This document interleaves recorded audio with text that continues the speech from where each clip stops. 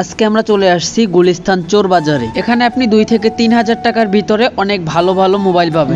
মোবাইলের চার্জার সবকিছুই কম দামে পেয়ে যাবেন। ভিডিওটি শুরু করার আগে আপনাদের কাছে আমার একটা রিকোয়েস্ট থাকবে, যদি আমার চ্যানেলে আপনারা নতুন হয়ে থাকেন অবশ্যই চ্যানেলটা সাবস্ক্রাইব করে দিবেন। তাহলে চলেন ভিডিওটা শুরু করা যাক। গুলিস্তান চোর বাজার হলো মোবাইল ও ব্যবহারিক জিনিসপত্র নিরাপত্তাহীন বাণিজ্যিক কেন্দ্র। এখানে চুরি হওয়া মালামাল খুব অল্প দামেই পাওয়া যায়, যেমন মোবাইল, ল্যাপটপ, রাউটার, অনু, বাটন ফোন, চার্জার, হেডফোন সহ অনেক কিছু পাওয়া যায়। তবে আমার মনে হয় আপনাদের এখান থেকে মোবাইল না কেনাটাই অনেক ভালো হবে। এখান থেকে মোবাইল কিনে হয়রানির শিকার হয়েছে অনেক মানুষ। আপনাদের প্রশ্ন থাকতে পারে যে কেন মানুষ চোরাই মার্কেটে যায়।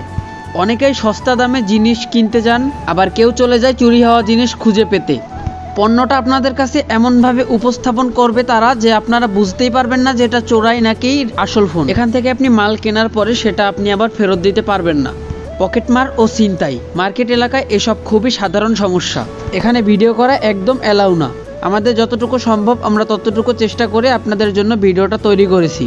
আপনারা আশেপাশে যে জামা কাপড়গুলো দেখতেছেন এগুলো খুবই অল্প দামে আপনারা এখান থেকে নিতে পারবেন। চোরাই মার্কেটে যে সবগুলো পণ্যই চোরাই তেমনটা কিন্তু নয়। আপনারা বাসাবাড়িতে যে পুরনো যন্ত্রাংশ ফেরিওয়ালাদের কাছে বিক্রি করেন তারা সে এদের কাছে বিক্রি করে এবং এরা পাতাল মার্কেট থেকে ঠিক করে নিয়ে আসে।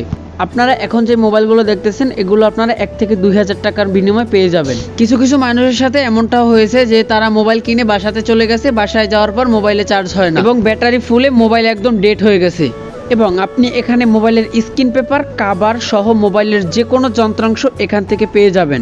এবং আপনি এখানে বাটন ফোন এবং অ্যান্ড্রয়েড ফোনের ব্যাটারি পেয়ে যাবেন খুবই কম দামে। এখানের মোবাইলের এবং এখানের যন্ত্রাংশ নির্দিষ্ট কোনো দাম থাকে না। তারা যার কাছ থেকে যেটা নিতে পারে তাদের সেটাই লাভ। তবে আজকের ভিডিওটা এই পর্যন্তই। সবাই ভালো থাকবেন, সুস্থ থাকবেন। আল্লাহ হাফেজ।